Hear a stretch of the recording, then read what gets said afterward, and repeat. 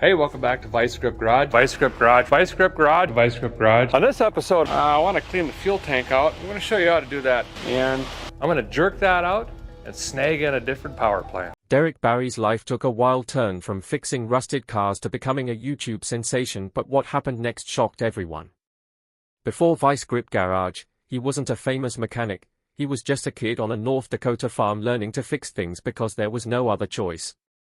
His father and grandfather drilled one rule into him: if it's broken, you fix it, no excuses. Tune in because his story is so impressive. Hollywood is trying to make a film of his life this year. The man who walked away from success. It wasn't like Derek was born with a wrench in his hand. He learned by necessity, tinkering with broken machines and making them work again, welding, rebuilding, figuring things out. These were skills he picked up naturally. When most kids were off doing whatever kids do, Derek was already deep in engines, seeing potential where others saw junk. He didn't learn from fancy schools or books. He learned from failure, from trial and error, and that's what made him different. Before we go any further, what happened next took Derek's life in a direction no one saw coming, and it wasn't all triumph and success. This is where everything changed. For a while, cars weren't even his main focus. He took a detour into the corporate world, swapping grease-stained hands for boardrooms and suits. Well, a guy's way down in southern Kansas where we picked up this 1966 Olds F85, it hasn't been running in about 10 years, give or take. I'm going to try to get this thing going and back on the road again. He climbed the ranks, leading teams, making big decisions, and living what many would call a successful life, but deep down something was missing. The garage called him back. Eventually, he had to make a choice: keep chasing corporate success or walk away and do what truly made him happy. He chose the latter, and that's when Vice Grip Garage was born. It all started with a simple idea: find old cars that others had given up on and bring them back to life. No expensive tools, no high-tech gadgets, just skill, determination, and a whole lot of elbow grease. The internet loved it. His down-to-earth approach, his no-nonsense style, and the way he turned forgotten wrecks into road-ready beasts made him stand out. Slowly but surely, his audience grew, and so did the ambition behind his builds. But success online doesn't come without its downsides. As Vice Grip Garage exploded in popularity, so did the scrutiny. Fans began noticing things, questioning choices, and digging into the details. Some accused him of cutting corners, others wondered if everything was as authentic as it seemed.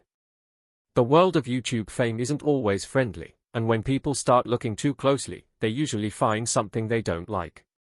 Suddenly, his dream job started feeling a little less like freedom and a little more like pressure. Despite that, Derek kept pushing forward. His love for cars never faded, and he wasn't about to let critics slow him down.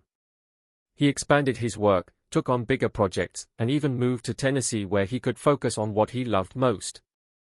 It works. Barely, but it works. It works. But here's the thing: when you're in the public eye, every move gets magnified. Some of his fans loved the change, while others felt like he was moving away from the raw, unpolished content that made them love Vice Grip Garage in the first place. Had success changed him? Was he still the same guy who started this all in a small, cold garage in North Dakota? The transition wasn't easy. As more money flowed in, more expectations followed.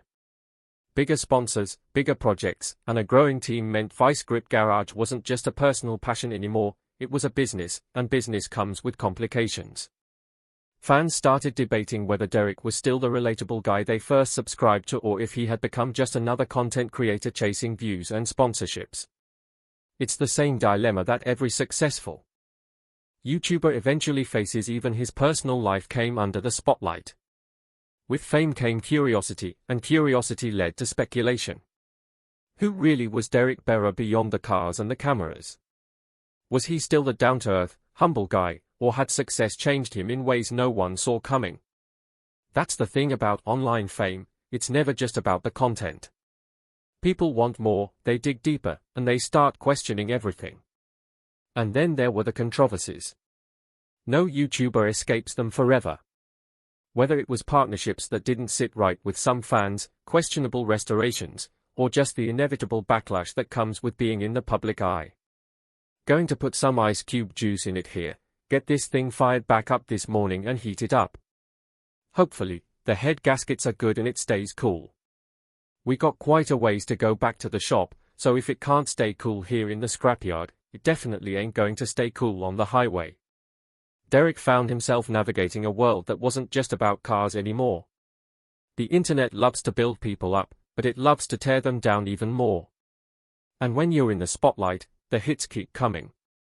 Through it all, Derek kept going. He didn't back down from challenges, didn't walk away when things got tough. Vice Grip Garage remained his passion, but it also became something he had to protect.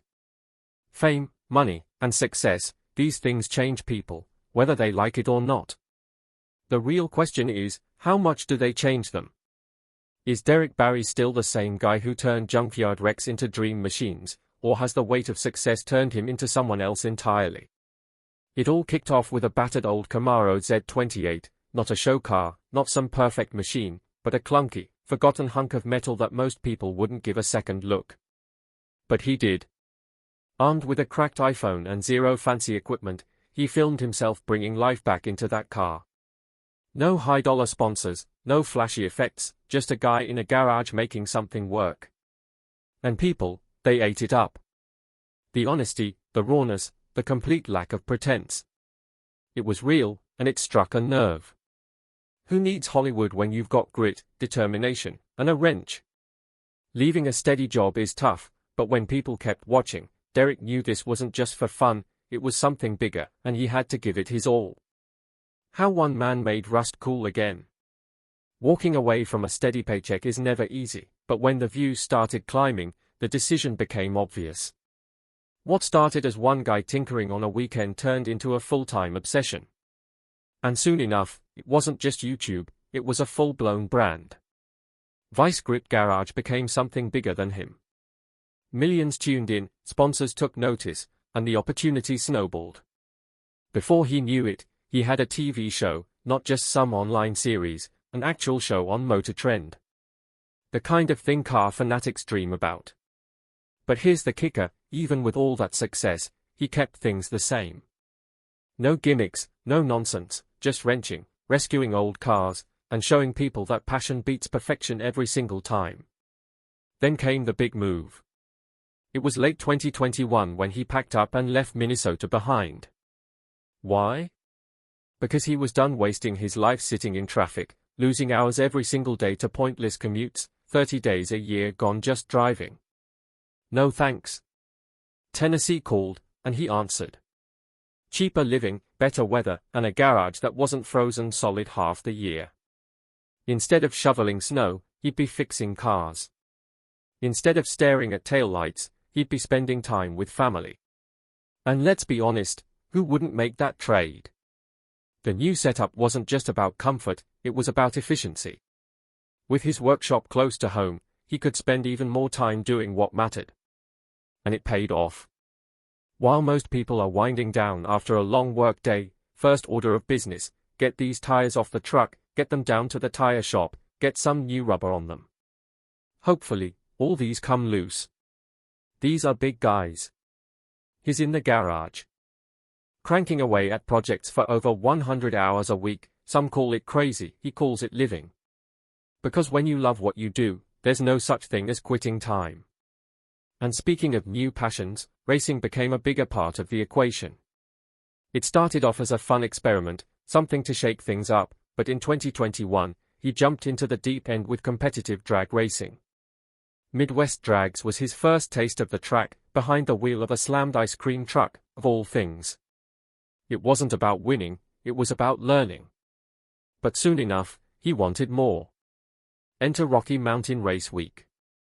This time, he rolled in with El Toro, his Mustang, and let's just say things got serious. 8-second runs aren't for the faint of heart, but he was all in. The thrill of the race, the smell of burning rubber, the roar of the engine, it was impossible to resist. But racing isn't just about speed, it's about community. Drag and drive events aren't just competitions, they are experiences. You show up, you push your car to the limit, you break things, you fix them, and you do it all over again. It's camaraderie, the kind that can't be faked. Bring it again, something doesn't that's why he kept coming back. The projects weren't just about making an engine turnover, they were about pushing machines and limits to see what they could really do. Then there's Independence, his 1972 Chevy Chevelle. It's more than just a car, it's a statement. Rough, unpolished, a little beat up, but still running strong, just like its owner. It doesn't quit. And every time it tears down the track, it proves a point: you don't need the newest, shiniest, most expensive gear to compete. You just need determination, creativity, and a refusal to back down. One thing has remained constant: his mission. Vice Grip Garage has never been about throwing money at problems, it's about problem solving. About showing people that you don't need a fortune to restore a car. I've got some really exciting news to share with you fellas today. We're adding on to Vice Grip Garage here. That's right, we're going to be doubling the size of this pole barn, and I'm going to be bringing you guys along for the ride. You just need a little know-how, some elbow grease, and the will to see it through. That's what keeps people watching. That's what makes his videos stand out. He doesn't fake it, he doesn't stage it, and he certainly doesn't sugarcoat it. If a job is tough, he shows it. If a car fights back, he doesn't edit it out. It's not always pretty, but it's always real. Motor Trend saw that authenticity and knew they had something special. That's how Roadworthy Rescues was born. Bigger stakes, tighter timelines, but the same raw approach. The first episode, a 1967 Mustang left for dead, sitting untouched for nearly 3 decades. Most people would have called it a lost cause. He saw a challenge. And that's the thing about him, he doesn't shy away from tough jobs. If anything, they push him harder. Every wreck he revives, every car he drags back to life, it's proof that effort beats excuses every time.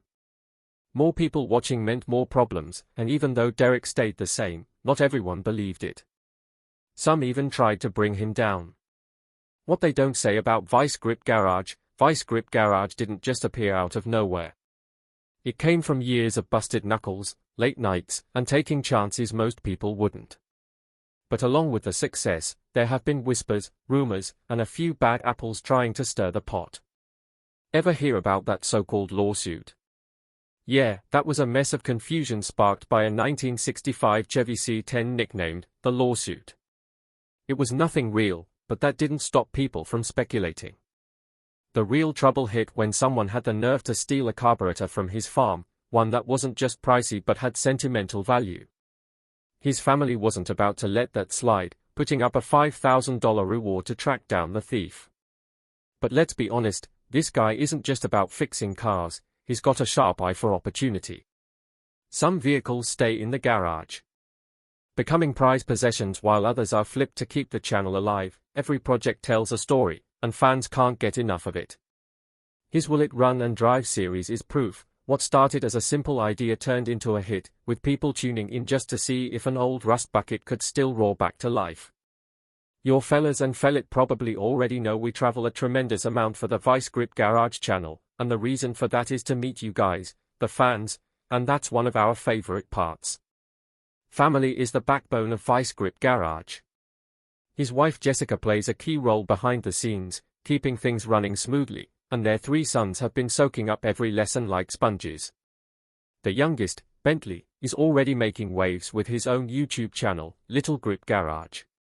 He's not just playing around, he's working on go-karts, dirt bikes, and anything else with wheels. The audience loves it. He's proving that this love for cars isn't just something you watch, it's something you live. Bentley's channel may be smaller, but it's got heart. He's already getting his hands dirty, learning through trial and error, just like his dad. Whether he's customizing a golf cart or fixing a go-kart, he's following the same path that made Vice Grip Garage what it is today. Watching him work, you can already see the next generation of gearheads taking shape. This isn't just a hobby for the Bieri family, it's a way of life. What makes Vice Grip Garage special isn't just the cars, it's the attitude. No fancy shops, no $1 million sponsorships, just a guy who genuinely loves what he does. That passion is contagious. He doesn't just show the wins, he shows the struggles, the mistakes, the moments where everything seems to go wrong. And that's why people keep watching. It's not about being perfect, it's about trying, learning, and having fun along the way. His story didn't start in a cushy shop with endless resources, it started in a dirt-floored garage using whatever parts he could scrape together. Let's go take a walk around this thing, see what we got going on, then start to dig. And of course, I really procrastinated and went ahead and waited till about 5 o'clock to start, which is just really smart. Those early lessons stuck with him.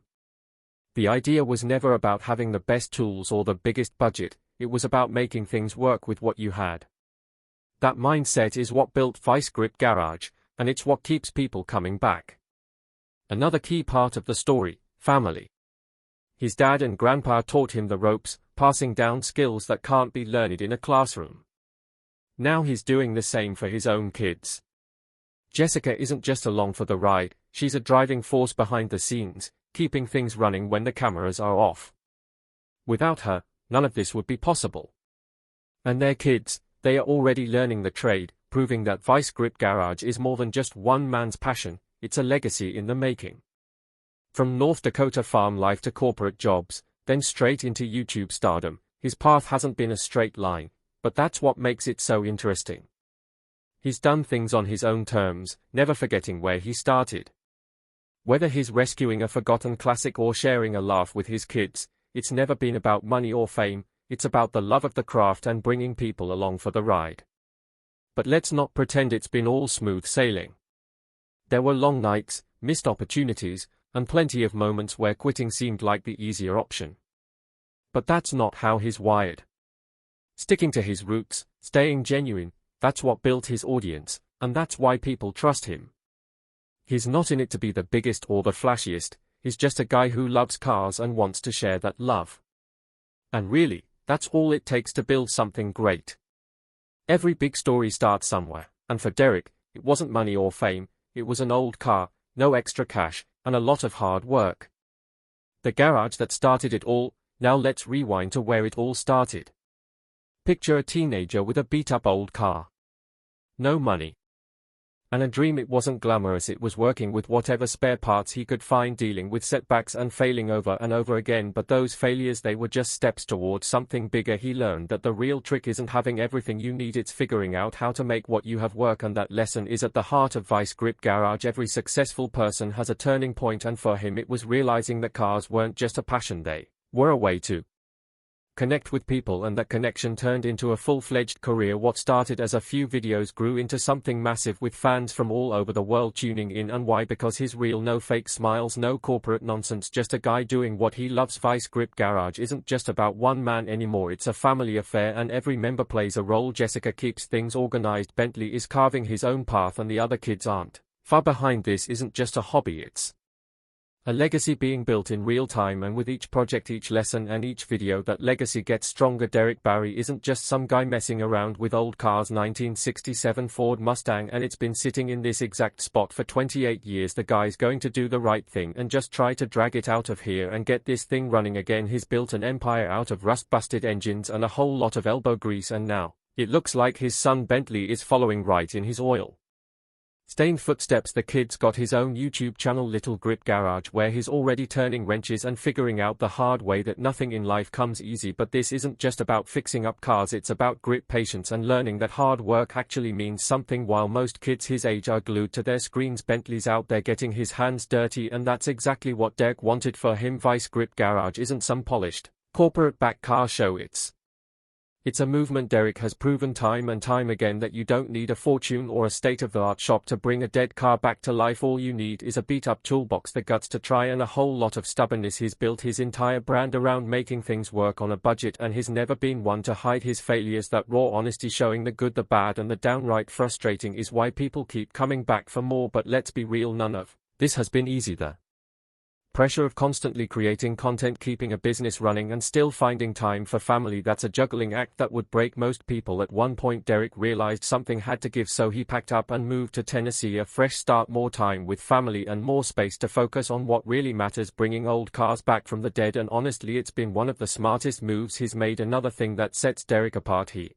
actually cares about his audience. Plenty of content creators act like their fans are just numbers on a screen, but not Derek. He makes time to read comments, engage with viewers, and even show up at events to meet people face to face. He knows that without his supporters, Vice Grip Garage wouldn't be what it is today, and he's never taken that for granted. That level of connection, that's rare, and it's why his fan base is so loyal. But here's the thing, it's never just about the cars. They're too much money, speaking of which some of you are probably thinking, why don't you just replace the tank? Would that be easier? Have you seen the prices on these? Every vehicle he works on has a past, a story waiting to be uncovered. He's not just fixing up rusted out relics, he's bringing history back to life. Some of these cars sat forgotten in fields for decades, others were written off his junk, but Derek sees something more to him. Every dent and every scratch tells a story, and he's not about to let that history go to waste. And let's talk about that collection of his. It's not about owning the rarest, flashiest, or most expensive cars. It's about the ones that have character, whether it's a muscle car with a sketchy past or an old farm truck that hauled its last load years ago. Each vehicle means something, and when Derek finally gets them running again, there's no better feeling than watching them roll down the road like they never missed a day. But here's where things get really interesting. Derek doesn't just go after the easy wins.